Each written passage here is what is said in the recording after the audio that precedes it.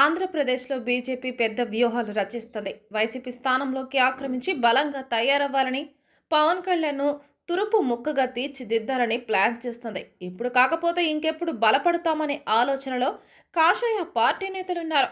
2029 నాటికి బలమైన పార్టీగా అవతరించడానికి కమలం పార్టీ నేతలు వ్యూహాలు రచిస్తున్నారా? అందులో భాగంగానే పవన్ కళ్యాణ్కు కేంద్ర మంత్రివర్గంలోకి తీసుకోనున్నారా అంటే అవుననే సమాధానం వస్తుంది. ఆంధ్రప్రదేశ్లో బలపడడమే లక్ష్యంగా బీజేపీ వ్యూహాలు రచిస్తుంది.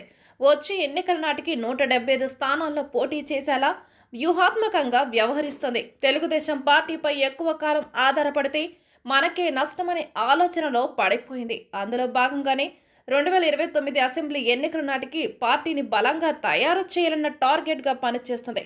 ఏపీ డిప్యూటీ సీఎం పవన్ కళ్యాణ్ను ఢిల్లీకి రావాలని ఆదేశాలు ఇచ్చినట్లు తెలుస్తుంది. పవన్ కళ్యాణ్ను రాజ్యసభకు పంపేలా యంత్రాంగం నడుపుతోంది. వైసీపీ తరపున ఎన్నికైన విజయసాయిరెడ్డి 2 రోజుల క్రితం రాజ్యసభ సభ్యత్వానికి రాజీనామా చేశారు.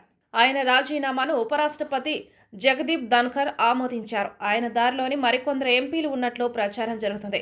వైసీపీని పూర్తి వీక్ చేయని లక్ష్యంతో బీజేపీ వ్యూహాత్మకంగా వ్యవహరిస్తున్నట్లు తెలుస్తుంది. దీంతో ఆయన స్థానంలో పవన్ కళ్యాణ్ను పెద్దల సభకు పంపేలా బీజేపీ ప్లాన్ చేస్తుంది. దీనిపై ఇప్పటికే సంప్రదింపులు పూర్తయినట్లు తెలుస్తుంది.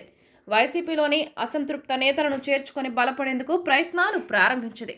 పవన్ కళ్యాణ్ కేంద్ర మంత్రివర్గంలోకి తీసుకొని ఏపీలో డిప్యూటీ సీఎం పదవి తాను తీసుకునే వ్యూహంలో బీజేపీ ఉన్నట్లు తెలుస్తుంది.